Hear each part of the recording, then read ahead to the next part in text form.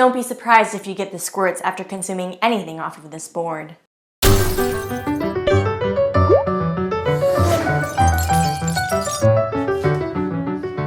Hello, and welcome to my home. I'm Margaret Steward. Nothing impresses a crowd quite like a beautifully handcrafted charcuterie board. With mindfully placed salami, artistically cut fruits and vegetables, and a contrasting assortment of cheeses, charcuterie boards make the perfect centerpiece for any party. However, if you're out of luck like myself and simply don't have the money to spend at your nearest highway robbery gourmet supermarket, I've got the tips and tricks you need to assemble a gorgeous charcuterie board that's guaranteed to astound your guests. So let's get started, bitches. Of course, before we dive into the food, it's absolutely imperative to acquire the perfect serving board made of only the highest quality wood and craftsmanship. Unfortunately, I don't have anything close to that, so today we're going to improvise. We're going to use a flattened Amazon delivery box. All you have to do is grab one of the hundreds of Amazon boxes piled up in your garage and break it down so that it's flat, like this. Oh, and for that extra touch of class, keep the tape on. Now, a charcuterie board is not a charcuterie board without its tempting array of robust cheeses. From delectable Danish fontina to luscious camembert, the world is your oyster when it comes to crafting the perfect combination of cheeses. Today, however, it's all about entertaining on a shoestring budget. Speaking of string, instead of spending a ton of money on the finest water buffalo mozzarella, I recommend an alternative mozzarella that's just as exquisite, if not more so. String cheese. Because the only difference between fresh, handcrafted mozzarella and string cheese is taste, texture, and quality. Trust me, no one will be able to tell the difference. Now, since this is string cheese and it's a criminal offense to slice it, we're just going to peel several strands of it and pile them on top of each other. How charming.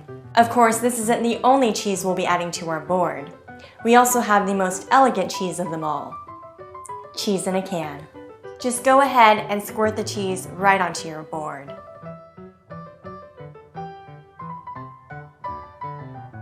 Boy, doesn't that look like a mound of deliciousness. And if your budget allows for it, throw on a couple of slices of Kraft American cheese. And maybe a sprinkle of Kraft Parmesan cheese. Or if you're a poor son of a bitch like myself, use the generic store brand.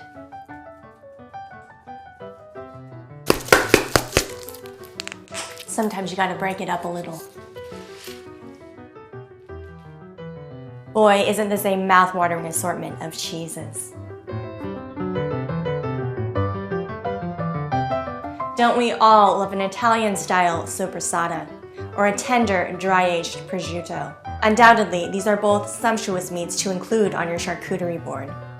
However, I've come up with a much better alternative that's sure to titillate those taste buds.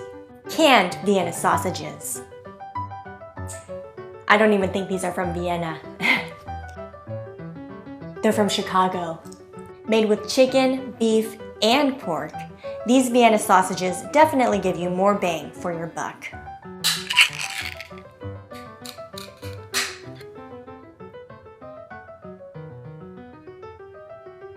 I am so excited to stick my fingers into this can.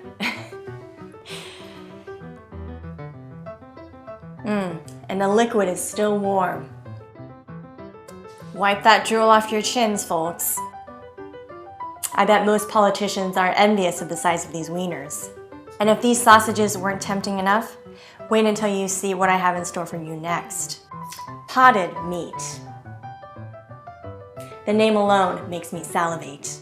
Shall we peel this lid open and take a peek?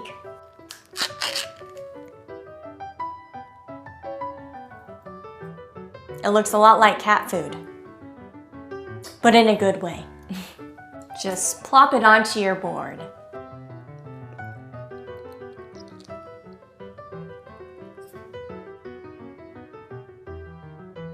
How beguiling. Smells like cat food as well. And for those of you longing for a gourmet Italiano pepperoni, I've got just the treat for you. Slim Jim.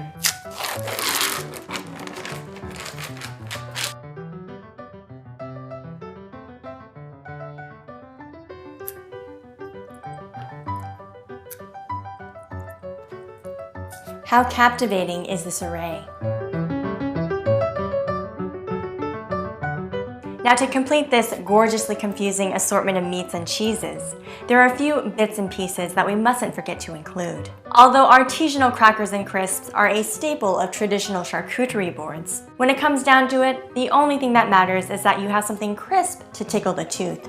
And you're not going to find anything more crisp than broken eggshells.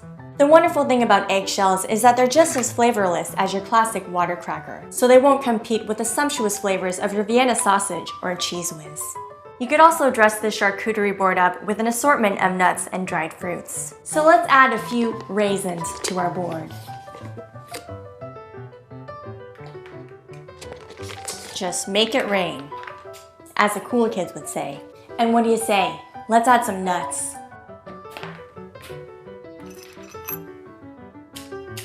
Oh, and one final touch before we dive into this culinary work of art. Now, the secret to adding class to most any food is to stick it with a toothpick.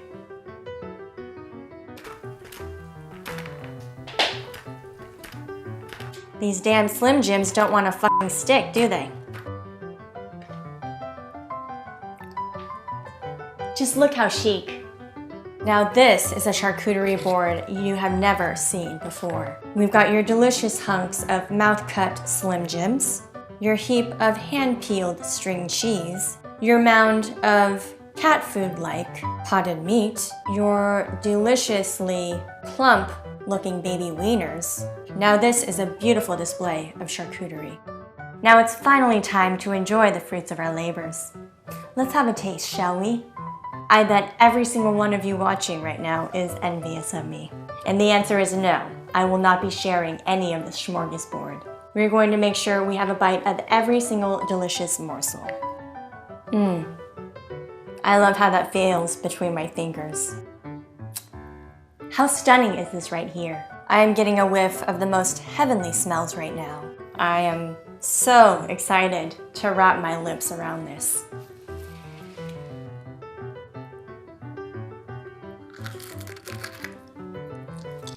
What the f is on this board? Well, that's gonna do it for today's episode. I challenge you to make a charcuterie board that looks just as tantalizing as this beauty right here.